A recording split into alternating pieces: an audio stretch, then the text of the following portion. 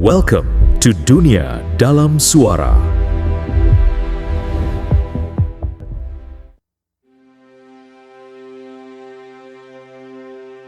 Kita ini sebenarnya hidup di tengah-tengah medan perang yang gak kelihatan. Medan perang buat apa? Buat merebut perhatian dan pikiran kita. Nah sekarang, ayo kita bongkar satu-satu senjata apa aja yang dipakai, dan siapa sih sebenarnya yang narik-narik benang di balik layar? Coba deh, pernah nggak sih waktu lagi asyik scrolling media sosial, Anda berhenti sejenak dan bertanya, sebentar, opini yang barusan muncul di kepala saya ini beneran murni pemikiran saya? Atau jangan-jangan saya cuma lagi digiring aja? Nah, ini pertanyaan paling penting yang bakal kita kupas tuntas. Coba perhatikan deh perbedaannya. Jauh banget kan? Dulu, propaganda itu kayak orang teriak-teriak di atas panggung pakai toa. Jelas, kelihatan, gampang dikenali. Sekarang, wah, propaganda modern itu nyusupnya halus banget. Dia bisa sembunyi di balik meme lucu yang kita bagiin, nyamar di timeline kita, dan seolah-olah berbisik langsung ke telinga kita, ngebidik bias pribadi kita.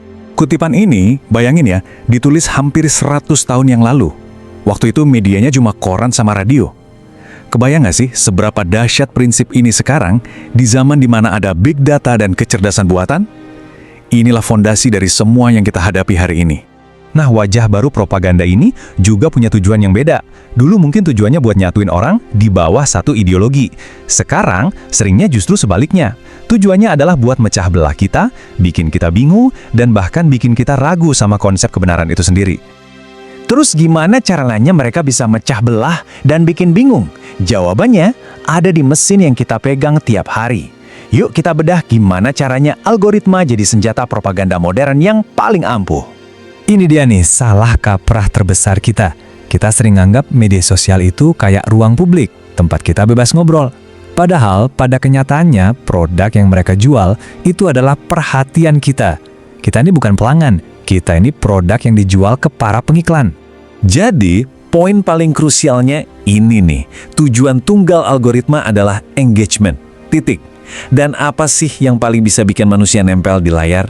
Emosi yang kuat, terutama kemarahan dan ketakutan. Algoritma akhirnya belajar kalau ngasih konten yang bikin kita marah, itu bakal bikin kita terus scroll. Nah, ini akibat langsungnya. Karena algoritma pengen kita betah, dia bakal terus-terusan nyodorin konten yang kita suka dan setujui. Pelan-pelan, tanpa kita sadari, timeline kita jadi kayak cermin dari keyakinan kita sendiri. Kita jadi terkurung di dalam sebuah gelembung. Konsekuensinya, dalam banget loh.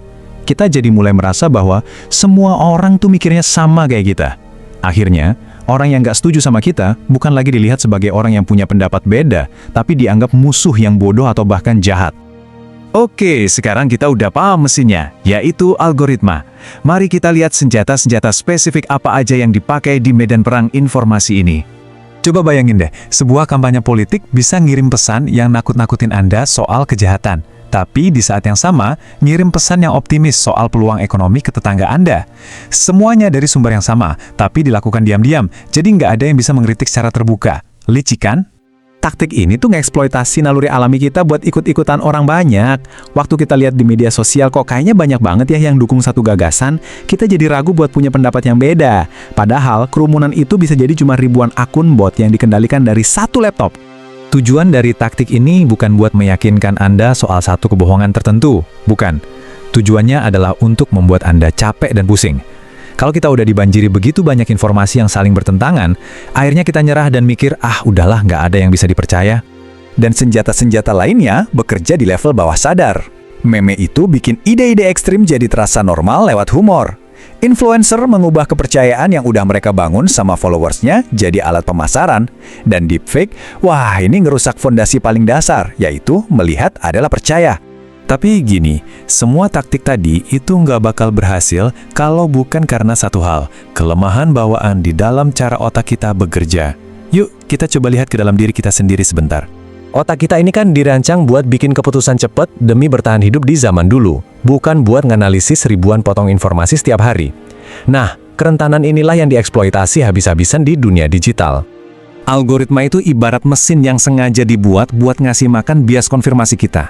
Kalau Anda mikir dunia ini nggak aman, internet bakal ngasih Anda 1001 bukti kalau dunia ini emang bahaya. Ini yang bikin kita makin terkunci di dalam gelembung keyakinan kita sendiri. Mekanisme ini luar biasa ampuhnya. Otak kita itu punya semacam bug atau jalan pintas. Otak kita susah bedain antara sesuatu yang beneran fakta sama sesuatu yang sering kita dengar aja. Akibatnya, kebohongan paling aneh sekalipun, kalau diulang-ulang terus di media sosial, lama-lama bakal terasa familiar, dan akhirnya terasa benar. Oke, kelihatannya situasinya suram banget ya. Tapi pertanyaannya sekarang, terus kita bisa apa? Nah, kabar baiknya, kita nggak sepenuhnya tak berdaya. Sekarang kita beralih dari masalah ke solusi. Waktunya kita membekali diri. Ini dia toolkit pertahanan mental kita. Pertama, sadari kalau kita semua ini rentan. Siapapun bisa kena.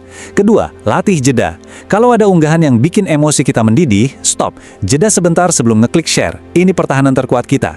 Dan ketiga, secara sadar dan sengaja, coba deh cari informasi dari luar gelembung Anda. Poin terpentingnya di sini, dengan kita ngerti semua mekanisme yang kita bahas hari ini, kita jadi nggak lagi sekedar boneka yang nggak sadar.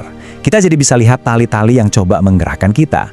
Dan itu memberi kita kekuatan untuk memilih. Di era di mana informasi melimpah ruah, tapi kebenaran makin sulit dicari, kemampuan berpikir kritis ini sama pentingnya kayak kita nengok kanan-kiri sebelum nyebrang jalan. Ini soal keselamatan mental kita. Pada akhirnya, ini adalah panggilan untuk bertindak. Kitalah yang harus aktif menjaga gerbang pikiran kita. Dunia digital itu alat yang luar biasa kalau kita yang mengendalikannya, bukan sebaliknya. Ingat ya, pilihan itu selalu ada di tangan kita. Di setiap klik, setiap scroll, dan di setiap keputusan untuk membagikan sesuatu. Pertanyaannya bukan lagi apakah kita sedang dipengaruhi, tapi oleh siapa kita memilih untuk dipengaruhi. Mari kita jadi pengguna yang sadar, bukan produk yang dimanipulasi.